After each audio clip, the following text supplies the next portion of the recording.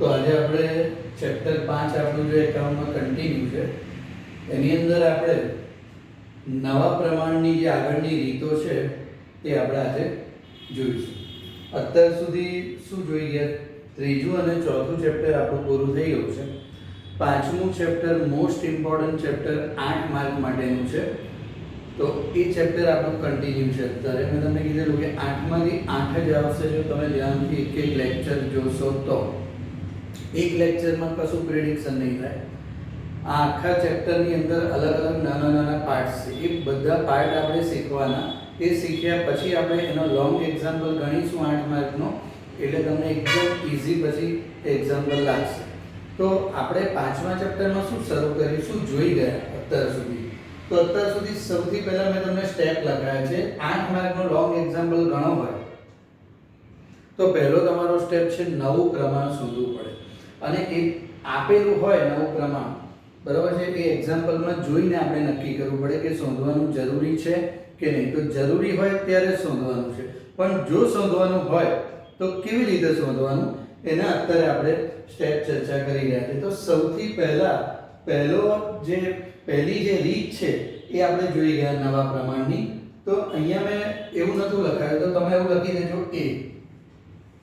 જે આની પહેલાની મેં રીત લખાઈ કે જેમાં મેં અહીંયા ટાઇટલ લખાયું કે જૂના ભાગીદારોનું જૂનું પ્રમાણ. તમે લાસ્ટ લેક્ચરમાં જોશો તો જૂના ભાગીદારોનું જૂનું પ્રમાણ, નવા ભાગીદારનો નફાનો ભાગ આપેલો હોય ત્યારે. આ બે પોઈન્ટ હતા.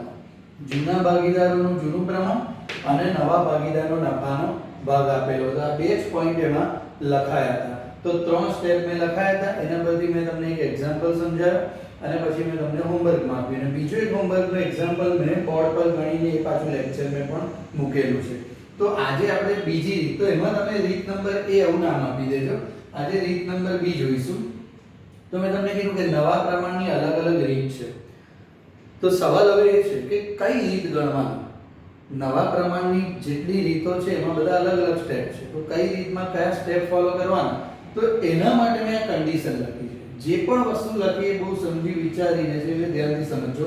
તો આમાં શું ચેન્જ આવ્યો રીત નંબર A અને રીત નંબર B માં? તમે જોજો, જૂના ભાગીદારનું જૂનું પ્રમાણ આપણે એમાં પણ લખેલું, નવા ભાગીદારનો નફાનો ભાગ એમાં પણ લખેલું. તો આ વસ્તુ એડ થઈ કે જૂના ભાગીદારોનો નવો ભાગ આપેલો હોય ત્યારે. શું એડ થયું? જૂના ભાગીદારોનો નવો ભાગ આપેલો હોય ત્યારે. તો એક્ઝેક્ટ રકમ આપણે જોઈશું એટલે એમાં તમને ખબર પડશે કે આ શું કહેવા માંગે છે. પણ હમણાં તમે આટલું યાદ રાખો. તો આટલા પોઈન્ટ છે એ હોય તો નીચેના સ્ટેપ આપણે એપ્લાય કરવાના. હવે આ ટાઈપના પોઈન્ટ હોય તો કયા સ્ટેપ એપ્લાય કરવાના કહું. સૌથી પહેલો સ્ટેપ સેમ રહેશે આની પહેલાના પોઈન્ટમાં. તો ધારો કે પેઢીનો કુલ નફો રૂપિયા 1 છે. તો આની પહેલાની રીતમાં પણ મેં તમને આ જ પહેલો સ્ટેપ લખાયેલો. બીજો સ્ટેપ બાકીનો ભાગ. બીજો સ્ટેપ પણ સેમ છે, કોઈ ચેન્જ નહીં. બાકીનો ભાગ બરાબર કુલ નફો માઈનસ નવા ભાગીદારનો નફાનો ભાગ. તો સેમ આ જ આપણે પોઈન્ટ લખાયેલો. આ બે સ્ટેપમાં કોઈ ચેન્જ નહીં. એની પહેલાની રીતમાં જશો તો પણ આ જ બે સ્ટેપ આપણે લખાયેલા છે. ધારો કે પેઢીનો કુલ નફો 1 છે અને બાકીનો ભાગ બરોબર કુલ નફો એટલે આજે 1 ધારેલો છે અહીંયા લખતા હતા આપણે, અને માઈનસ નવા ભાગીદારનો જે ભાગ આપેલો છે માઈનસ કરીશું એટલે આપણને શું મળશે? બાકીનો ભાગ. અને સ્ટેપ નંબર 3, ત્રીજા સ્ટેપમાં હવે આવશે આપણું નવું પ્રમાણ, જે આપણો મેઈન પોઈન્ટ છે તે. તો આની પહેલાની રીતમાં મેં આવું લખાયું હતું કે નવું પ્રમાણ બરોબર બાકીનો ભાગ ગુણ્યા જૂનું પ્રમાણ. જોઈ લો, આ રીતનો મેં પોઈન્ટ લખાયો છે. બાકીનો ભાગ ગુણ્યા જૂનું પ્રમાણ.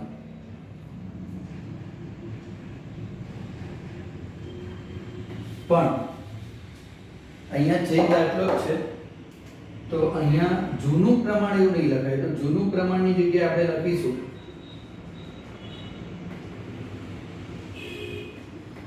જૂના ભાગીદારનો નવો ભાગ. આપણને સમજ પડે એ રીતે આપણે થોડું ચેન્જ કરીને લખીએ. તો નવું પ્રમાણ બરોબર આની પહેલાની રીતમાં મેં શું લખાયેલું? બાકીનો ભાગ ગુણ્યા જૂનું પ્રમાણ. એની જગ્યાએ અહીંયા ચેન્જ શું આવ્યું?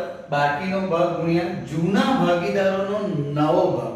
શું આવ્યું? જૂના ભાગીદારોનો નવો ભાગ, જે અહીંયા મેં પોઈન્ટમાં લખાયેલો છે. તો અહીંયા આપણે લખીશું એટલે આપણો આન્સર આવશે. તમે અહીંયા સ્ટોપ કરી અને આ સ્ટેપ કમ્પલસરી પહેલા તમે લખી દો. સ્ટોપ કરો અને પોઈન્ટ લખો એટલે હું આગળ એક્ઝામ્પલ પછી કરું.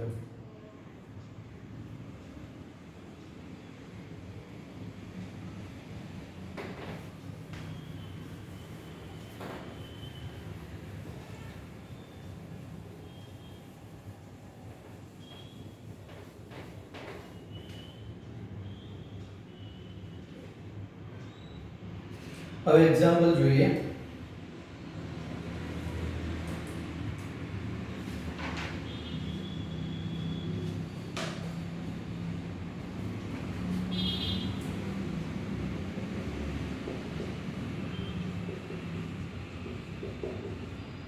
A અને B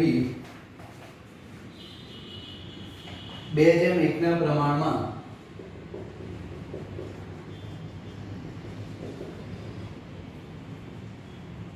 નફો નુકસાન વહેંચે છે. આગળ કહે છે કે C ને 1/5 ભાગે નવા ભાગીદાર તરીકે C ને 1/5 ભાગે પ્રવેશ આપ્યો.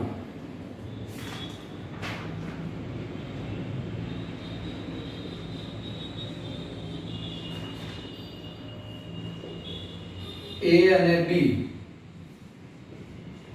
ભવિષ્યમાં નફામાં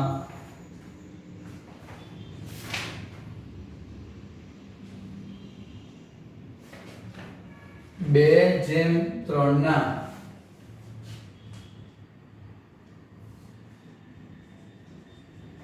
પ્રમાણથી વહેંચણી કરશે.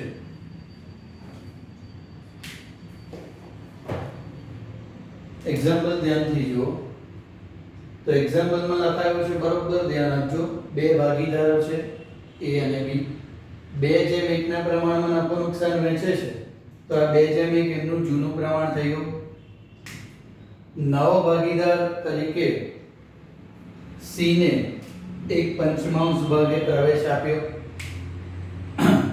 ભાગીદાર A અને B આની પહેલાની રીતમાં જો આટલું જ લખેલું ને કીધેલું નવું પ્રમાણ શું, પણ અહીંયા એક પોઈન્ટ એડ થયો કે A અને B ભવિષ્યમાં નફામાં 2/3 ના પ્રમાણથી વહેંચણી કરશે. એટલે આ પોઈન્ટ આવ્યો કે જૂના ભાગીદાર A અને B કોણ છે? જૂના ભાગીદાર જ છે, પણ જૂના ભાગીદારોનો નવો ભાગ આપ્યો છે. તો નવો ભાગ આ છે કે A અને B ભવિષ્યમાં, એટલે નવો ભાગ થઈ ગયો. ભવિષ્યની વાત કરી. 2:3 ના પ્રમાણથી નફો વહેંચશે. તો આ ત્રણ વસ્તુ આપી છે. તો આપણે સૌથી પહેલા એના જે પ્રેઝન્ટેશન તરીકે આપણે લખીએ છીએ, સૌથી પહેલા ભાગીદારના નામ લખીશું A અને B, અને આપણે એવું લખતા હતા જૂનું પ્રમાણ. તો જૂનું પ્રમાણ છે 2:1, ટોટલ કરી એટલે 3. અહીં લખીએ આપણે નવો ભાગીદાર C 1/5 ભાગે એને આપણે પ્રવેશ આપ્યો. તો બીજી ઇન્ફોર્મેશન પણ થઈ ગઈ. ત્રીજી ઇન્ફોર્મેશન એ છે કે A અને B એનો ભવિષ્યમાં નફામાં ભાગ કેટલો આપેલો છે? 2:3. તો નવો ભાગ આપણે એવું પણ કહી શકીએ. તો નવો ભાગ A અને B નો આપેલો છે. આપણે આને એક સાથે લખી દઈએ છીએ એટલે તમને વધારે આઈડિયા આવશે. અને નીચે હું લખી દઉં છું નવો ભાગ A અને B નો 2:3 માં આપેલો છે. અને આ પોઈન્ટ આપણે નીચે ઉતારી લઈએ છીએ કે C ને નવા ભાગીદાર તરીકે 1/5 ભાગે પ્રવેશ આપ્યો. તો કશું લખ્યું નથી. આ જે એક્ઝામ્પલમાં જે ઇન્ફોર્મેશન છે એ જ અહીંયા મેં પહેલા લખી, એટલે આપણું માઇન્ડ વધારે ક્લિયર થાય કે કઈ રીતે એક્ઝામ્પલ ગણવાનું છે. ફરી ટોપિક શું ચાલી રહ્યો છે એ ધ્યાનમાં રાખજો. આપણે નવું પ્રમાણ શોધવાનું છે. શું શોધવાનું છે? નવું પ્રમાણ. નવું પ્રમાણ શોધવા માટે આપણી પાસે અલગ અલગ મેથડ છે. પહેલી મેથડ લાસ્ટ પીરિયડમાં જોઈ ગયા, અત્યારે આપણે જોઈ રહ્યા છે બીજી મેથડ. બીજી મેથડમાં આ સ્ટેપ તમારે જે મેં લખાય એ ફોલો કરવાના. આની પહેલા હમણાં લખાયા એ સ્ટેપ, પણ એ સ્ટેપ ક્યારે ફોલો કરવાના? આ ત્રણ વસ્તુ, ત્રણ કન્ડિશન આપેલી હોય તો. પહેલી કન્ડિશન જૂના ભાગીદારોનું જૂનું પ્રમાણ, અહીંયા આવી ગયું. બીજી કન્ડિશન શું છે? નવા ભાગીદારનો નફાનો ભાગ. તો નવા ભાગીદારનો નફાનો ભાગ આવી ગયો. અને પછી કીધું છે કે જૂના ભાગીદારોનો નવો ભાગ. તો જૂના ભાગીદારોનો નવો ભાગ આવી ગયો 2:3. તો આ રીતે આખો એક્ઝામ્પલ અહીંયા સમજી ગયા. હવે આપણે જે સ્ટેપ છે ફોલો કરીશું. તો સૌથી પહેલા પહેલો સ્ટેપ, ધારો કે પેઢીનો કુલ નફો રૂપિયા 1 છે.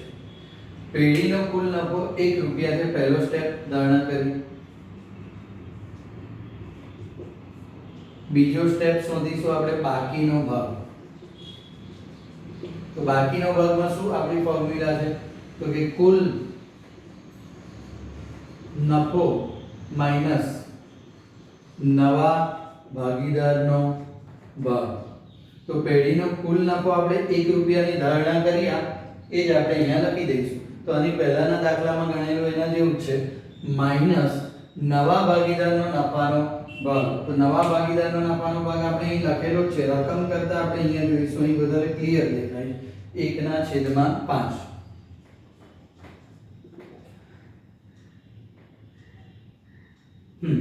5 ગુણ્યા 1 એટલે 5 માઈનસ 1. 5 માંથી 1 જાય તો 4, તો 4/5. આ શું આવે છે? આપણો બાકીનો ભાગ. તો બાકીનો ભાગ આવી ગયો. તો પહેલા બે સ્ટેપ તો તમે જોઈ શકો છો કોમન જ છે. તો હવે ત્રીજો સ્ટેપ મેં હમણાં તમને લખાયો. ત્રીજો સ્ટેપ છે નવું પ્રમાણ.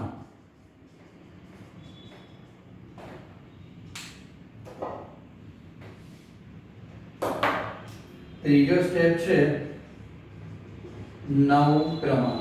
નવું પ્રમાણ બરોબર બાકીનો ભાગ ગુણ્યા જૂનું પ્રમાણ. આની પહેલા લખતા હતા એની જગ્યાએ શું લખીશું? જૂના ભાગીદારનો નવો ભાગ. તો બાકીનો ભાગ તો આપણે અહીંયા 4/5 શોધી નાખ્યું. અને જૂના ભાગીદારનો નવો ભાગ. તો સૌથી પહેલા નવું પ્રમાણ કોનું શોધીશું? તો ભાગીદાર એ પહેલું નામ છે, તો અહીંયા આપણે લખવું પડશે ભાગીદાર એ. બાકીનો ભાગ તો કોમન છે બધા માટે, 4/5. જૂના ભાગીદારનો નવો ભાગ. તો જૂના ભાગીદારનો નવો ભાગ અહીં લખવાનો. જૂના ભાગીદાર 2 છે, પહેલા એ નું લખીશું. તો અહીંયા જો નવો ભાગ એ નો, એ જૂનો ભાગીદાર છે પણ એનો નવો ભાગ કેટલો છે? 2/5. તો 2/5 લખીશું. તો 4 ગુણ્યા 2 4 દુ 8 અને 5 ગુણ્યા 5 એટલે 25. તો 8/25. એવી રીતે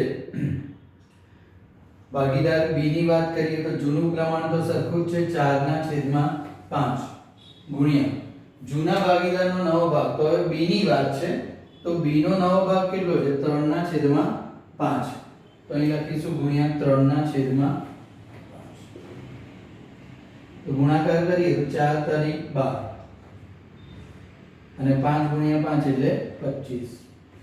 તો 12/25. અને નવો ભાગીદાર જે સી છે એનું પણ અહીંયામાં ભાગ પ્રમાણ લખવું પડે. તો સી નું પ્રમાણ છે 1/5. આ કેમ લખીએ છીએ આપણે? આ લખવાનું કારણ શું છે? આ લખવાનું કારણ એ છે કે છેદ આપણે સરખો કરવો પડશે. અહીંયા આપણે છેદમાં બધાના છેદમાં 25 છે, જોઈ લો. a ના છેદમાં 25 છે, b ના છેદમાં 25 છે, તો c ના છેદમાં પણ 25 આવવા જોઈએ. ના હોય તો લાવવા પડશે. નથી તો લાવવા માટે શું કરીશું? તો 5 ગુણ્યા 5 કરીશું એટલે 25 આવશે. તો 5 ગુણ્યા 5 25 લખી દીધા આપણે.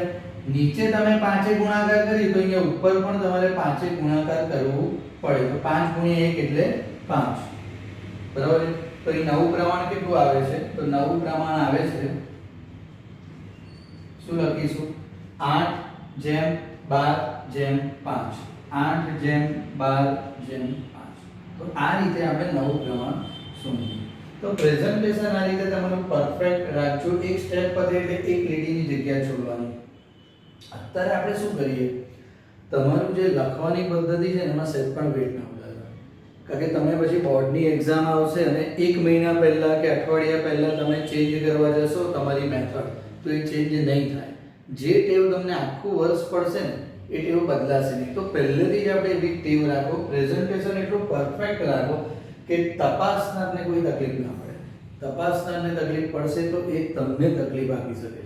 તો અહીંયા પરફેક્ટ એક એક સ્ટેપ છોડી અને લખો. દરેક વસ્તુ આપણે બોક્સમાં એટલે જે ચેક કરનાર છે એને બહુ ઇઝીલી દેખાઈ જાય, એને બહુ શોધવું ના પડે, તો તરત એને ઇન્ફોર્મેશન મળી જાય છે. તો આ રીતે આખો એક્ઝામ્પલ તમે અહીંયા સ્ટોપ કરી અને લખી લો.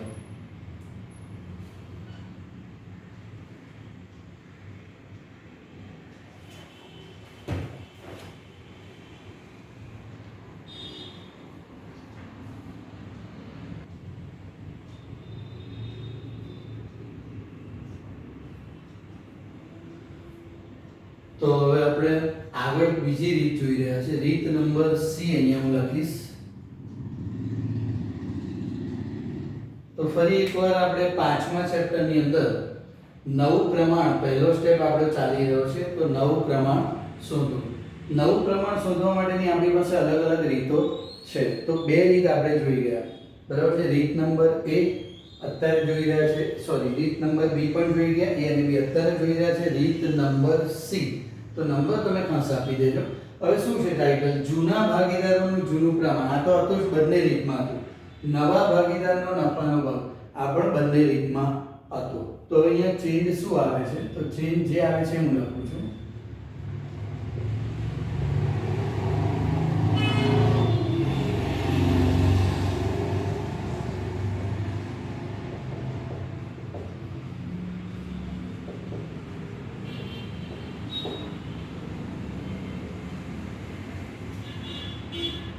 કોઈ બી કન્ફ્યુઝન ના રાખતા, ત્રણ રીત એક સાથે, એનું આ ટાઇટલ જ તમને કહી દેશે કે કઈ મેથડ તમારે એપ્લાય કરવાની છે.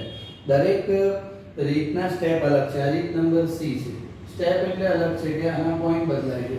પહેલું શું છે? જૂના ભાગીદારનું જૂનું પ્રમાણ તો આપશે જ, નવા ભાગીદારનો નફાનો ભાગ પણ આપશે જ, પણ જૂના ભાગીદારોએ કરેલ ત્યાગ આપેલો હોય ત્યારે. તો આ એક ચેન્જ આવ્યો છે, એટલે રીત આપણી બદલાઈ જાય છે. તો જે સ્ટેપ ફોલો કરવાના છે એ આપણે સૌથી પહેલા અહીંયા કરીશું.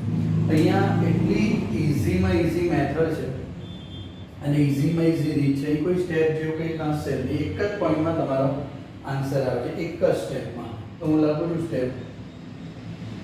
શોધવાનું છે તો આપણે નવું પ્રમાણ, બરાબર. તો નવું પ્રમાણ બરોબર જૂનું પ્રમાણ માઇનસ ત્યાગ. શું લખ્યું મેં? એક જ સ્ટેપ, બસ આટલું જ. હા આટલું જ. નવું પ્રમાણ બરોબર જૂનું પ્રમાણ માઇનસ ત્યાગ. આટલું જ લખશો એટલે તમારો આન્સર આવી જશે. પણ હવે તમને આ શું કઈ રીતે સમજો? નવું પ્રમાણ જોઈએ છે ને, તો જૂનું પ્રમાણ માઇનસ ત્યાગ એટલે કઈ રીતે? દાખલા તરીકે બે ભાગીદાર હોય એ અને બી. તો મેં એકવાર આવી રીતનું તમને એક્ઝામ્પલ આપેલું. આ જૂનું પ્રમાણ છે. દાખલા તરીકે એની પાસે 3 ચોકલેટ છે અને બીની પાસે 2 ચોકલેટ છે. જો ધ્યાનથી, આ જૂનું પ્રમાણ છે, પણ એ જૂના પ્રમાણનું નામ આપણે ચોકલેટ આપ્યું, જલ્દી તમને સમજ પડે એટલા માટે. હવે સમજો કે નવો ભાગીદાર આવે છે સી. નવા ભાગીદાર સી ને 2 ચોકલેટ મળશે.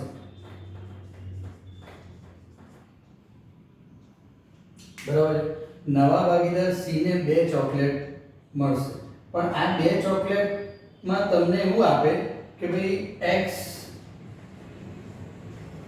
એના ભાગમાંથી, સોરી અહીંયા આપણે a લખ્યું છે, તો a એના ભાગમાંથી 2 ચોકલેટ, સોરી 1 ચોકલેટ, અને b તેના ભાગમાંથી 1 ચોકલેટ આપશે. તો નવું પ્રમાણ સમજો. જો કેટલું સિમ્પલ છે આ, સમજો તો. એ અને બી, બરાબર. એ ને કેટલી ચોકલેટ મળે છે? 3. બી ને કેટલી ચોકલેટ મળે છે? 2. હવે નવો ભાગીદાર કોણ આવે? સી. સી ને પણ કેટલી ચોકલેટ મળે છે? 2.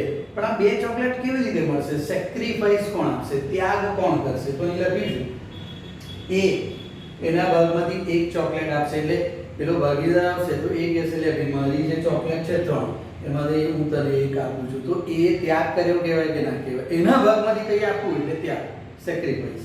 તો જે ત્યાગ છે એની વાત કરીએ તો એ એક ચોકલેટનો ત્યાગ કરે છે અને બી પણ એક ચોકલેટનો ત્યાગ કરે છે. તો હવે એની પાસે કેટલી ચોકલેટ રહેશે? જો એની પાસે પહેલા કેટલી ચોકલેટ હતી? 3. એને કેટલી આપી નવા ભાગીદારને? 1. તો હવે 2 ચોકલેટ રહેશે, તો આ નવું પ્રમાણ થઈ ગયું. એવી રીતે આની પાસે 2 હતી, આ એના ભાગમાંથી એક ચોકલેટ ભાગીદાર સી ને આપશે, તો હવે બી પાસે કેટલી રહેશે? 1. બરાબર. તો આ આન્સર કઈથી આવ્યો? 3 માંથી 2 આન્સર કઈથી આવ્યો? તો 3 1. તો 3 1 એ શું છે? 3 છે જૂનું પ્રમાણ, બરાબર, અને 1 છે ત્યાગ. તો જૂનું પ્રમાણ જે છે, જૂની ચોકલેટમાંથી જે ત્યાગ કર્યો, બરાબર છે, એ ત્યાગ ગયા પછી જે રહ્યું એ નવું પ્રમાણ થઈ ગયું. તો અહીંયા જૂનું પ્રમાણ માઈનસ ત્યાગ એટલે નવું પ્રમાણ. તો આવી રીતે સૂત્ર આવ્યું, નવું પ્રમાણ બરોબર જૂનું પ્રમાણ માઈનસ ત્યાગ. તો આ ખાલી મેં સમજવા માટે અહીંયા લખ્યું છે. હવે આપણે એનો એક્ઝામ્પલ જોઈએ એટલે ખ્યાલ આવશે.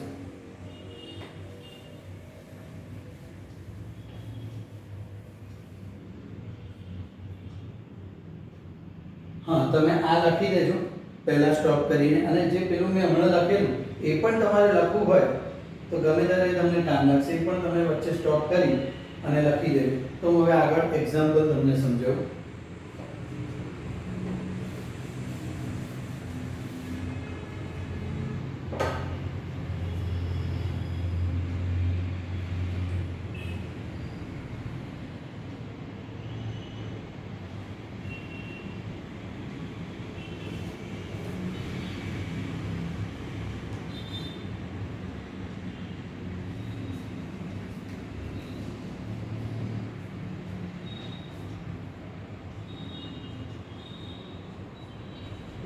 અહીંયા એક્ઝામ્પલ આપણે લઈ લઈએ એ અને બી 4:3 ના પ્રમાણથી નફો નુકસાન વહેંચે છે.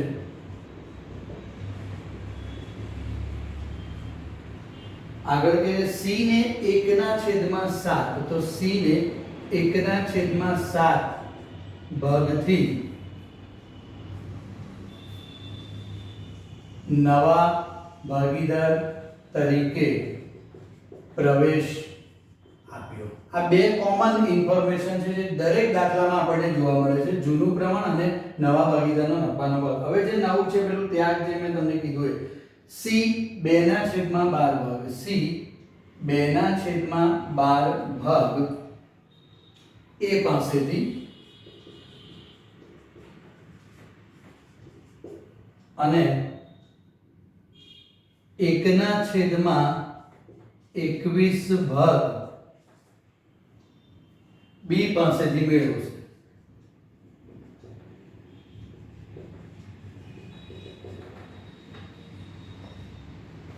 તો નવું પ્રમાણ શોધો.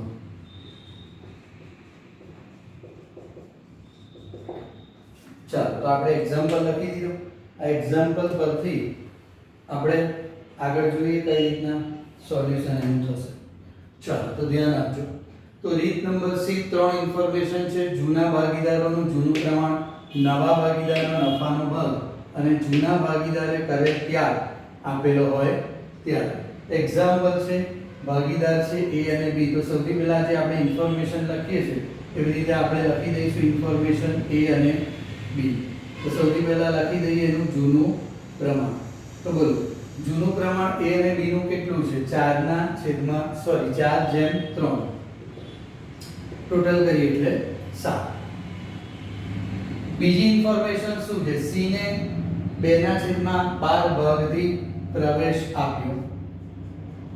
c ને 2/12 ભાગથી પ્રવેશ આપ્યો.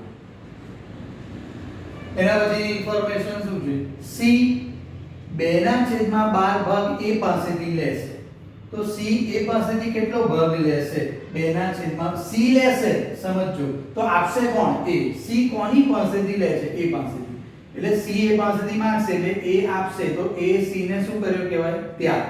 તો અહીંયા ત્યાગ આપણે લખવો પડશે. ત્યાગ.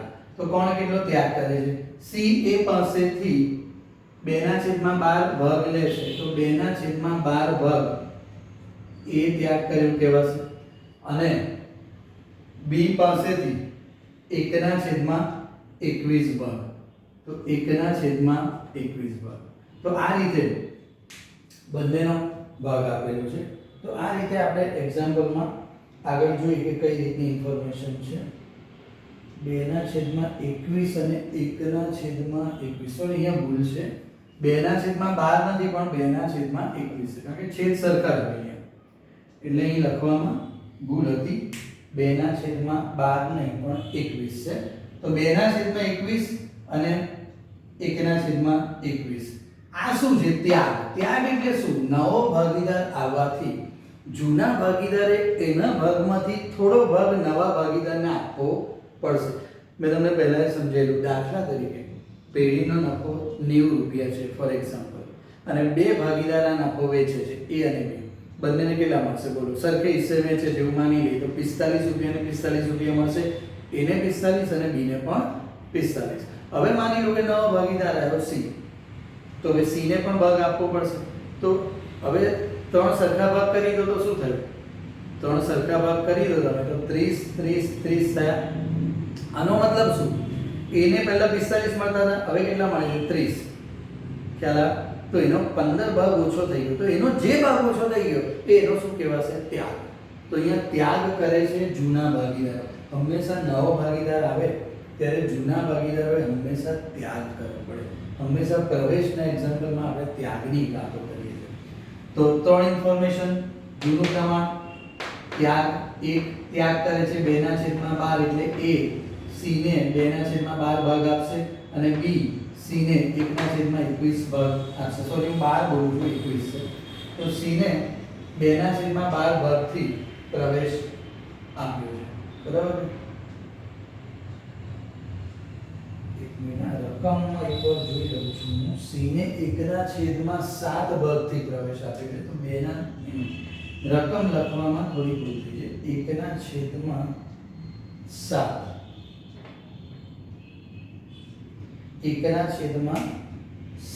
ભાગથી પ્રવેશ આપ્યો. ચાલો એક્ઝામ્પલ આપણો તૈયાર. હવે આપણે એક જ સ્ટેપમાં આન્સર લેવાનો છે. તો એક જ સ્ટેપ લખવાનો છે. તો લખીએ નવું પ્રમાણ. આમાં ખાલી સમજવાનું છે, બાકી એક સ્ટેપમાં આન્સર તો 2 મિનિટમાં આવે. આન્સર કેવી રીતે આવે છે એ સમજવું બહુ ઇમ્પોર્ટન્ટ છે. નવું પ્રમાણ બરોબર જૂનું પ્રમાણ માઈનસ ત્યાગ. બરાબર? તો સૌથી પહેલા કોનું નવું પ્રમાણ જોઈએ છે આપણે? એ નું. જૂના ભાગીદારમાં પહેલું નામ કોનું છે? એ. એ નું જૂનું પ્રમાણ લખો. ચાલો 4/7 બરોબર છે. આપણે અહીંયા લખીએ 4/7 માઈનસ ત્યાગ. ચાલો એને કેટલો ત્યાગ કર્યો છે? જો આપણે લખ્યું છે એટલું પરફેક્ટ ને તો એના લીધે આપણને લખવામાં અહીંયા ઈઝી પડે છે. ત્યાગ 2/21. બરાબર? ચાલો છેદ અહીંયા આપણે સરખા કરવા પડશે. તો છેદ સરખા, અહીં માઈનસ છે ને એટલે આપણે અહીંયા છેદ સરખા કરવા પડે. જો માઈનસ ના હોય, ગુણાકાર હોય તો આપણે છેદ સરખા કરવાની જરૂર નથી. પ્લસ માઈનસ હોય તો આપણે છેદ સરખા કરવા પડે. તો 4/7 અને અહીં ત્યાગ કેટલો છે? 2/, સોરી અહીંયા મેં 12 ફરી લખ્યો, 2/21. ચાલો તો છેદ સરખા કરવા માટે શું કરવું પડશે? અહીં 7 × 3 કરીશું તો 21 થઈ જશે, અને 21 × 1 કરીશું તો 21 રહેશે. જોઈ લો. તો 7 તારી 21 અને 21 × 1 એટલે 21. નીચે જે રકમે ગુણી ઉપર પણ એ રકમે ગુણવું પડશે. તો 3 × 4 4 તારી 12 માઈનસ અહીંયા તો 1 જ છે એટલે 1 × 2 કરીશું એટલે 2 જ રહેશે. ચાલો 12 માંથી 2 જાય એટલે 10. તો 10/21. તો આ રીતે આપણે લખ્યું. આવી રીતે નવું પ્રમાણ શોધવાનું છે બીજા ભાગીદાર બી. ચાલો બી નું જૂનું પ્રમાણ તમે મને લખાવો. કેટલું છે? 3/7 માઈનસ ત્યાગ. ચાલો b નો ત્યાગ જો તો આ લખ્યો છે ત્યાગ b નો 1/21. 1/21 તો છેદ માઈનસ છે એટલે સરખા કરવા પડે તો હમણાં સમજાયું 7 તારી 21 અને 21 ગુણ્યા 1 એટલે 21 તો 21 કોમન થઈ ગયા. અહીંયા 21 લેવા માટે નીચે 7 ની જોડે 3 એ ગુણાકાર કર્યો તો ઉપર પણ કરવું પડે તો 3 ગુણ્યા 3 એટલે 9 માઈનસ 1 ગુણ્યા 1 એટલે 1. તો અહીંયા આવે છે 8/21. બોક્સ બનાવી દેવાનું તપાસનારને ઈઝી પડે. અહીં નવા ભાગીદારનું પણ આપણે નામ લખતા જ હોઈએ છીએ તો નવા ભાગીદાર C નો ભાગ છે 1/7. કેમ લખવાનું? આનો પણ છેદ આપણે સરખો કરવો પડે. આ ત્રણેયનો છેદ જુઓ તમે તો ત્રણેયના છેદમાં 21 છે, આના છેદમાં 21 નથી તો આના છેદમાં 21 કરવા પડે. એ કરવા માટે આપણે શું કરીશું તો કે 7 ગુણ્યા 3 કરીશું તો 21 આવશે. તો 21 લખી દીધા. ઉપર પણ ગુણાકાર કરીએ તો 3 ગુણ્યા 1 એટલે 3. તો આ રીતે આપણે અહીંયા નવું પ્રમાણ શોધી નાખ્યું. તો અહીં લખીશું આપણે નવું પ્રમાણ બરોબર કેટલું લખાશે 10/8/3. તો આ રીતે આપણે નવું પ્રમાણ શોધી નાખ્યું 10/8/3. તો અહીં સ્ટોપ કરી અને એક્ઝામ્પલ લખીને તો બહુ ઈઝી અને સિમ્પલ એક્ઝામ્પલ છે. અને હવે પછી આપણે મોસ્ટ ઇમ્પોર્ટન્ટ ટોપિક તરફ આવી રહ્યા છે પાઘડી. સૌથી વધારે ભૂલ જો સ્ટુડન્ટને થતી હોય તો પાઘડી. લાગે તો બધું ઈઝી, ગણવા બેસે ત્યારે ભૂલ થાય.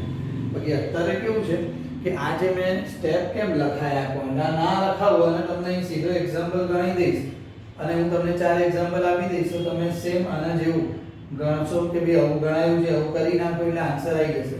પણ તમને એક્ઝામમાં સમજ પડી જાય કે મારે કઈ રીત પિકઅપ કરવાની છે તો અલગ અલગ રીત છે. તો એ રીતનું રીઝન મેં અહીં લખ્યું છે કે આ પોઈન્ટ હોય 3 તો જ આ સ્ટેપ ફોલો થશે. તો દરેકના સ્ટેપ કેવા છે અલગ અલગ. તો આનું પણ હું હોમવર્ક તમને આપી દઈશ. હજી ઘણા સ્ટુડન્ટે મને હોમવર્ક કરીને આપ્યું નથી. મને ખબર નથી પડતી કે ઘરે આટલો બધો સમય છે, ફ્રી છો તો આટલો કેમ ટાઈમ લાગે છે. આજે લેક્ચર આવે એટલે એટલીસ્ટ બીજા દિવસે તો હોમવર્ક મને મળી જવું જોઈએ. તો જેનું પણ હોમવર્ક બાકી છે એ મને બહુ ઝડપથી સેન્ડ કરી દો અને પછી આમાં પણ હું હોમવર્ક આપું છું એ તમે લખી દેજો. તો આજે 2 રીત આપણે જોઈ ગયા. ઓકે, તો હવે નવા લેક્ચરમાં મળીશું ત્યારે આપણે પાઘડીને એની વાત કરીશું. Okay, thank you.